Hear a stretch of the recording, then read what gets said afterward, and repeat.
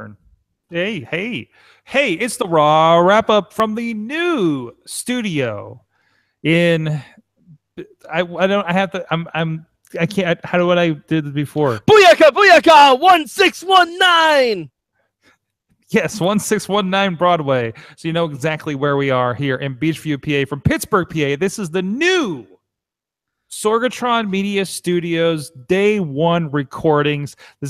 I'm looking at the old. I did it again. Drink, everyone, drink.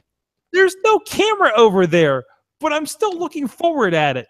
I'm looking at a blank wall, and it's still messing me up. The cameras are over here now, and it's this one. You see the other one in the way that I couldn't get working for this show, but eventually we will be. I'm pointing right at you now, internet. We're gonna play a new game every time I catch Sorg talking, but looking at a space where the camera used to be. Nothing there. You're gonna see me drink. There's not even a Shawn Michaels stand up. There's the space above the couch that has nothing on the walls yet. No soundproofing, nothing, no posters, nothing. It's this, but over there. Anyways. Yes. The only thing on my walls are the marks that Comcast put on it when they were installing over here. So, fucking marks. Anyway, let's talk about Raw. Get it? Absolutely. Wrestling jokes.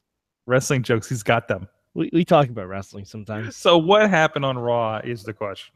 Set up, punchline. Okay. That's basically Raw. Explain yourself. We're trying to set up for SummerSlam, you guys. Oh yeah, it's time. It's SetUpSlam. And we did have a good amount of I went to the Chromecast and it's on. Whoops. Sorry. We had a good, and we also had, I thought, a lot of matches set up that were kind of the, felt like the, hey, big pay-per-view happened, so we have to have our kind of big pay-per-view-y, feely kind of episode. A bit. Sasha and Bailey, things like that. What? There's a little matter of a bet. I lost the bet. You lost the bet. I lost. Wait, did you bet anything? Yes, Sorg, the 10 baht bet. You have to give me the 20 baht. 20 baht bet? The Thai bot from Thailand. Yes. From my trip with Chess Flexor. I have to give you the 20. I have lost the 20 baht bet championship. That's what we're calling it from now on. I have lost the 20 baht bet. Now I have to go to Brooklyn. Yes, you do. To retrieve the bot. Yes. I will say I'm happy to lose this bet because we're going to get a kick-ass main event for SummerSlam out of it. Absolutely. Fatal 4-way. Very exciting. Whatever the hell the rest of the Raw side of SummerSlam is going to be, I have no idea. From what I can guesstimate, it doesn't sound very enthusiastic at all. But but that main event's gonna be hot fire. So yay. Yeah, it's gonna be amazing. And I thought, great setup at the beginning of the show with it. I love a pull apart and a 4-way pull apart with like absolute monsters. No, 3-way, I'm sorry. Because somebody's part-time. But still, that alone, just throwing those 3 in a match would have been exciting. And now Brock Lesnar's a part of it. Well, Sorg, did you hear what the main event for next week's Raw is? The one in Pittsburgh that you might get to go to? Oh, I will. I will get to go to it. And I'm looking at the wrong camera. No camera again. Drink. What are you drinking? Seltzer. Why did I leave my water over there? Anyways, I don't know. But yeah, Sorg, you get a triple threat match next week. Anything but the Brock is coming to Raw in Pittsburgh next week. Absolutely. I'm looking forward to it. 20 baht bet title is having similarities of the DDT Pro Iron Man title. Yes, okay. I'm okay with that. Okay. I'm not familiar, but okay. Yeah, no, I am. I'm roughly familiar with it, but I'm okay with that comparison. Forgive me. I'm getting used to my space over here. I have so much space. There's so much room for activities. There literally is. We can do like tumbling. Somebody brought up the idea that we should do a DDP yoga day. You absolutely should. You should lead a yoga class. We have a TV and it's hardwood floor. And Sorg, I think you need to christen it by having Doc Remedy crash into something there. Ooh. I'm not sure what, but I think that has to happen. He can cross body block the T as it goes by. That would be great. The T, for those of the uninitiated, the T is our light rail trolley system, and this is the only neighborhood where it's still on the street, like with cars and everything like that, like the old trolley days, like you saw in Mr. Rogers' neighborhood, or in San Francisco, and it's like 20 feet from me. Like literally, it just went by a little bit ago. Absolutely. So I'm excited to see that, and that people on the T see this lit up and me sitting here doing this thing. This is why we're here, and this is going to be pretty good. So, anyways, I'm sorry, I digress. Yes, back to Raw. You can tell there was kind of a lot that happened on Raw, and kind of not a lot at all. I love your definitions on this. Well, all right. Sort of things happen, but yeah, somebody just waved at me. It's 11 o'clock and somebody's out walking their dog that I knew. This is fantastic. It's gonna be so distracting. But anyways, Sorg, what was your favorite part of Raw tonight? Now, and again, as I mentioned, we had our couch move. You can go to Sorgatron Media Facebook to see images and what that was in the first podcast we recorded from here. But so I had people in, and I'm getting used to this, and there was some activity, and so I may not have been 100% watching, but honestly, I really enjoyed the Bayley and Sasha match. Really stuck out for me. I liked it. Mm-hmm. However, I think it's gonna be a little bit bullshit because I don't think we're just ending up with a singles match. You think that just rolls into a three-way too? Like something else is going to happen? Sorg, there are so many people they have to put on SummerSlam. Do they have to? Well, I would say I would argue that there's a bunch of people they don't have to put on SummerSlam. It's true. But I ain't WWE. Like, honestly, if we could have a SummerSlam without Dean Ambrose and Seth Rollins, I'd be totally cool with it. In Mad Mike's SummerSlam. Yeah, in Mad Mike's SummerSlam, you know who goes after the Miz for the IC title? Jason Jordan. Ooh. Right? Ooh. Let's talk about that. So this first weekend, him doing a match. Uh-huh. Aggressive. No, Sorg. Not aggressive. Intense. But I appreciate it. No, Sorg, do you know why he's intense? Because it's one of the three eyes. Exactly! Next week, he's going to win a match by being intelligent. Mm-hmm. And then he's going to lose a title match by having integrity. Because that's how that works. Exactly. But yeah, Jason Jordan he wrestled Kurt Hawkins. It's not exactly going to be a world beater. But Sorg, can we make Sorg. Raw is in Pittsburgh next week, correct? Correct. Is there a way that someone who knows Pittsburgh very well, who may sit next to him at the commentary table, can give Booker T false directions to where he gets caught in, let's say, the Squirrel Hill Tunnel so he can't make it to Raw? All right, so last time Booker T was here, well, maybe not the last time, but one of the last times was last year at Night of the Superstars, and I remember him just being fascinated by all the hills getting to rural Pennsylvania, north of Pittsburgh. So no, I think that could easily happen. He's not free. He's not crazy about our terrain out here. Can we get him like a discounted rate at cheerleaders or something? Ooh, no, I wouldn't wish cheerleaders on many people. Have you listened to the Raw commentary? He kind of deserves it. What did he do? He's horrible, Sorg. What did he do? It was so wrong. There were at least 5 times where he just had openly admitted to not listening to what the other people on commentary were saying. Okay, that's fun. No, it's not good. Like, they had Alexa Bliss on commentary. Corey asked the question that there's never a good answer for. He asked Alexa who she'd rather face. And Alexa said, I'm a fighting champion. It doesn't matter, which is the correct answer. And Booker said, I can't believe you'd rather face Bayley over Sasha. And Corey's like, Booker, did you even hear what she said? Like, he's a fucking ass clown. He just needs to go. It actually detracts from my enjoyment of Raw, which, as we know, is very little to start with. Right. Like, I'm almost at a point where I'm going to mute Raw. And that's a shame because Corey Graves is amazing. So, wow,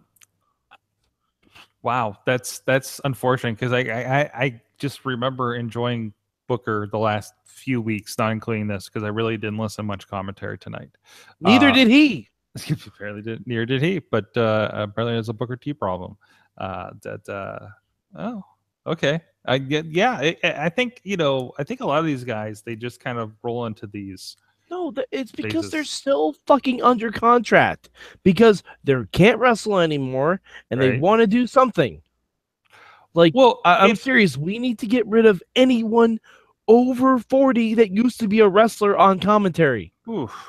No, Oof. I'm not joking. I'm not joking. Come on. King, gone. Booker T, gone. JBL, gone. Bruno Sammartino on the mic and commentary and doing interviews. Bruno was horrible. Yeah, he was. He was not great with it. Love you, Bruno. But the only former wrestler I will allow to be on commentary is Jesse the Body Ventura. Not now. He is the only one. I'd even accept now, I think. Just because it would actually bring back nostalgia in my brain. Okay, sure. But like Corey Graves was trying to make a point during I forget which match it was, but it was during the main event. He was trying to make a point with Dean and Seth working together, and Booker would not shut up and would not let Corey get his point in. And Corey said, Booker, are you even listening to the point I'm trying to make? And Booker said no. Okay. And Corey just said, Corey just shut up. And aside from Jesse, because I don't think Jesse Ventura is a realistic expectation these days. No, of course not. Like, do you have anybody better in mind that can take that space on Raw? We don't need a 3-man booth.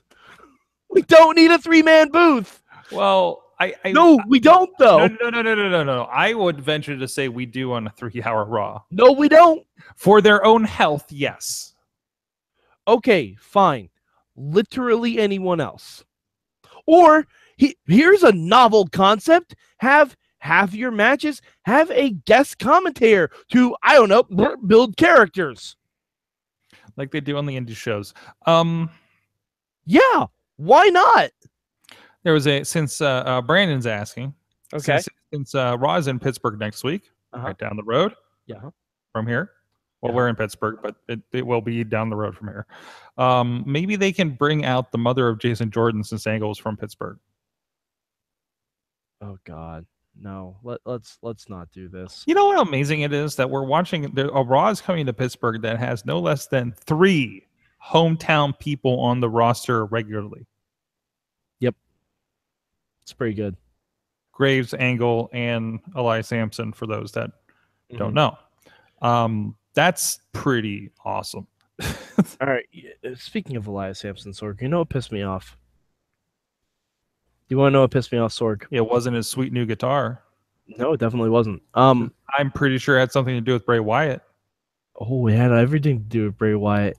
Because they were having a really good match, Sorg. They were having a really, really good match. A 2-segment match. Almost a 3-segment match. And then Bray Wyatt, another person that can just go the fuck away, fucks it up. Like, just let Balor win. Let Bray attack him afterwards. What is the fucking problem with that? Okay. Because Drifter doesn't lose anything by losing that match. No. He doesn't gain anything by winning it the way he did. No. So Like, why not just have an actual end to a feud? Balor wins because let's face it, Balor needs a fucking win. I think Finn Balor needs to be established as a winning kind of guy. I think when you get down to whether we do it before and after the win, it's how do we want to move to the next square, and then I think it's just selecting an A or a B. No, because they always choose A as in assholic solutions. Like, there's just so many people on Raw that need to go away. Okay, other than that. But also, I mean, I have no answer for you on that. Because are you excited? Did that make you more excited for Bray versus Balor?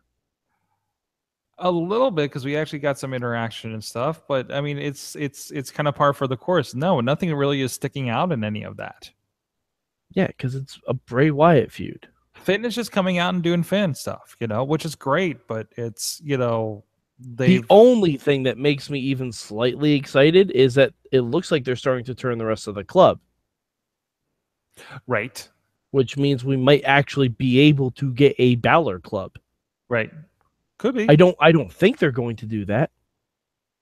But yeah, I thought that was interesting. Yeah, the club, Gallows and Anderson taking on the Revival, which could be just, hey, great competition in the tag division kind of thing. Or they're moving over this way, which I think they could. I mean, they're likable. Well, I mean, there has to be another face tag team.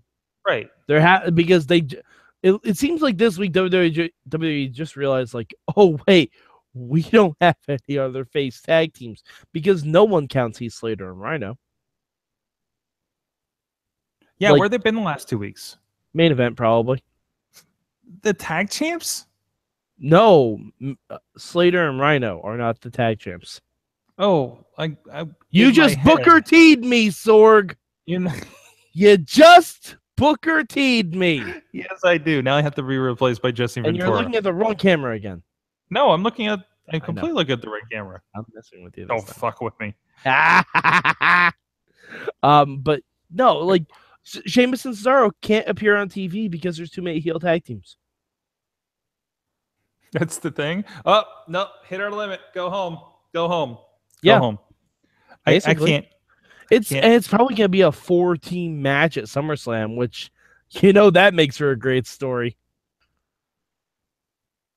I mean, SummerSlam is just gonna be really crowded, and it sounds like it's gonna be awful. Oh wow, really? You're pulling that? I think SummerSlam's gonna have 1 or 2 good matches on it, and the rest is just gonna be a shit show. Oh. I'm already banking on the fact that even though we've been told that both women's titles will be defended on SummerSlam, guarantee one of those getting bumped to the pre-show. I just want to posit this. I don't want to do a review of last night's pay-per-view, but okay, never mind. I almost called this episode the one without Kali. Wait, is that a positive last night? Or I'm not sure. I'm honestly not sure. Okay. I think it's a positive for us personally because the smile that had to be on the Riz's face. No, I just wanted shown so brightly. I just wanted that in comparison because last night was one of those pay-per-views where I watched him like, man, that was a lot of fun and more than I thought it was going to be. And then it was everybody's like, and everybody's like, and I, again, you turn on the internet, which you shouldn't, and find out that was a dog shit show. I'm like, what the fuck are we talking about here? You got the Philly crowd rocking all night long, but anyway, except for that main event. But that's because they couldn't see anything. Great Khali had a hell of a pop. We had the fall. No, he didn't. Yeah, he didn't. Pretty sure he did. No, because half the people were already leaving to go buy Royal Rumble tickets. That's not even a joke. People couldn't see anything in the Punjabi prison, and they announced that they're going to be back in Philly for the Rumble. So people left during the main event to go buy Rumble tickets. I'm sorry. This is my fault for going down this road. But anyways, Other than that, I wholly disagree on most of what we just got into. But anyways, on Raw, What else? Anything else we want to touch on from tonight? Poor Emma. Poor Emma. Poor Emma. Yeah, I mean, can we just send Emma to SmackDown where they know how to handle their women's division? No, they do. They absolutely know how to handle their women's division. That's sure. I guess so. Like, Raw can literally only focus on one story for women at a time. Mm-hmm. That they can't do anything else. SmackDown has like 3 different women's division storylines going on. 3, like that's impressive. That used to be what happened on Raw. No, for a period it did. No, they had maybe 2 at best sometimes. 2 at best. And can we talk about the cruiserweights? What happened with the cruiserweights tonight? You had a thing with Tozawa. Yeah, we're getting a heel versus heel match on 205 Live. Okay, spirit of competition. Why not? Var's been doing a lot of great stuff. He deserves it. I don't disagree, but so is this good guy versus bad guy, or is this a competitive sport, Mike? It's neither. It's professional wrestling. Okay, well, what should you prefer it to be? A storyline, please. You want it to be a story? Yes. So good versus evil. Ideally, yeah. Okay. All right. As opposed to Shade of Gray versus Shade of Gray. Okay. All right. Just wanted to pause at that real quick, just for. Yeah, I mean, I will say, Mike, sometimes I just need to take the temperature of the water to realize if we're boiling or not. Well, no, I mean, the Daivari stuff has more of a story than most, but that main event tonight, you know what would have been, you know how I would have booked the main event, Sorg, how I would have finished off the night? If after Seth and Dean got the win, because of course they have to get the win because they're the 2 guys in a 2-on-3 handicap match. If like Dean was just like, and he refused to shake Seth's hand, and then all of a sudden Seth just grabbed a chair and whacked him in the back with it. Just did it again. Just absolutely did it again. That would have been the perfect ending, because it would have brought Seth Rollins full circle back where he needs to be, because Seth Rollins is a horrible face. He can say he came back, he tried to make amends, he saved Dean Ambrose from getting beat down by a Miztourage, they teamed up, they won a match, and he went for respect from Dean, and Dean still holds a grudge. So you know what?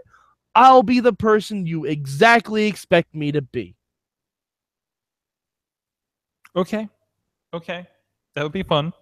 Yeah, but we're not doing that. That'd be fun. Because eventually Survivor Series is going to have the Shield back together.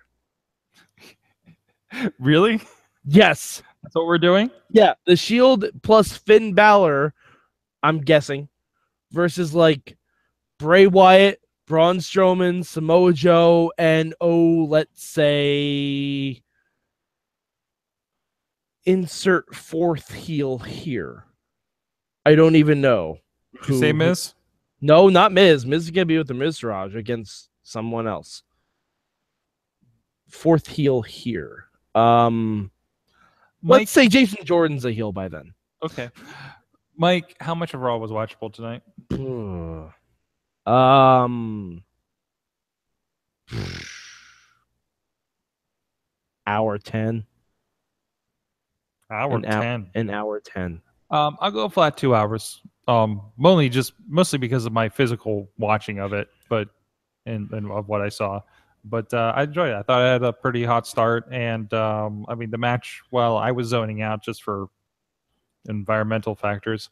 It also wasn't very entertaining. I mean, we have Bailey and the Hardys in a fucking hot dog commercial. Like, is Enzo too beat up that he can't fuck that hot dog? Yeah, pretty much. He had this chance with the chicken. So I wonder if the advertisers get to pick the wrestlers sometimes. I doubt it, because there's no way they would have picked Santino and Emma. Okay, there's that. Or Tyson Kidd with the chicken fries. No, Tyson Kidd with the chicken fries was great. Actually, Tyson Kidd probably was picked because he was on Total Divas at that point. So this has nothing to do with the show. I was just kind of flipping through some stuff here, and I just saw an Instagram from our friends at AIW up in Cleveland. Mm-hmm. They're doing a show in September called Cool as Ice. Do you want to guess who the main star of this one that they're having on here? Sorg. Tell me it's Glacier. No, but they've booked Glacier several times in the last couple of years, and I think just did or are about to do maybe in August another one. Okay. With Glacier. All right. I will guess another person. Okay. Is it Iceman King Parsons? You're close. It is the Iceman Dean Malenko. Ha! I was close. Which is also fucking amazing. I love you, AIW. I wish you were Pittsburgh Fed doing this, but just because that's so great. Okay, Mike. Hey, Sorg. Yes. Do you know where people can find me tonight? In Poughkeepsie, New York? I am going to do a very special live tweet for the Mayhem show. Okay. I'm going to watch Daily Show, and I'm going to watch a few other things and take the trash out. But then, Sorg, I went to a Walmart last night after Battleground because it's Poughkeepsie, and that's pretty much the only thing there is to do. I happened across this, Sorg. Oh, shit. Yes. Oh, shit is correct. I now own a copy of Boone, the Bounty Hunter. Well, let me take a picture of you in video holding Boone, the Bounty Hunter. There we go. That's for those. Yes. So yeah. Sorg, before we go, would you like to hear the description of Boone, the Bounty Hunter? I would love to hear the description of Boone, the Bounty Hunter. Yes. All right. I have not read this yet. This is a live reading. Okay. All right. It said the tagline on the front is "You can run, but you can't hide." The tagline on the back is "You've been booned," which is already amazing. Marine turned bounty hunter Barry Noonan, aka Boone, from John Hennigan from WWE and Lucha Underground, uses a combination of brute strength, athletic prowess, and swagger to boon delinquent celebrities such as Kevin Sorbo for his hit reality TV series. Backed by his fearless crew, Boone will go to any length to get the shot and throw the skips behind bars. But when the network decides to cancel his show due to low ratings, Boone has just a fix. His plan is to hunt down a cold-blooded drug lord and his spoil son. But things get crazy in Mexico when Boone's crew is arrested, and this modern-day vigilante must use every kick-ass trick he knows to bring down the bad guys and save his show. I'm excited for this, Sorg. You put his house on the line for this movie. Yes. I cannot wait. And Sorg, you did your part by buying that. So he does not have to buy that DVD back. Sorg, the movie is 86 minutes. I'm going to venture that every single minute of Boone the Bounty Hunter is more watchable than any minute on Raw tonight. Oh, wow. Okay. I'm going to venture that. All right. And of course, you'll be on the Mayhem show. Yes, I will be. I will be at Mayhem show. Look for the hashtag MM. I should probably throw in another hashtag, right? Maybe get booned. Isn't it get booned? Is it get booned? Is that their hashtag? It might be get booned. Let me check. Get booned. No, not get boned. Okay, yes, the hashtag is get booned. Fantastic. So look for the hashtag MM. Look for the hashtag get booned, and if you catch this later, just look back to early Tuesday morning on your Twitter for Mayhem Show. Yeah, I have insomnia. I'm going to use my insomnia to good purposes tonight. I'm pooped. I need to put this show up and go to bed. Sorg. Sorg. He has the reflection of America in his sunglasses. America. Look at that. America. I'm, of course, Sorgatron on the Twitter. Check out sorgatronmedia.com. And, of course, the Facebook for images of today's Couch Parade and first podcast. And that's it. And until next time. Oh, and wait. of course, wait. Does that make this the second podcast, Sorg? Yes, this is the second podcast. By Playground Rules, that makes it the best. Tomorrow is the first Wrestling Mayhem show at 10 p.m. Eastern Time, the general crew in here. And then look to the schedule in August and September. We have some incredible guests that are going to be joining here in studio. A lot of in-studio guests. We're using the in-studio as much as possible. So looking forward to that. Mad Mike, audience, until next week, keep it raw.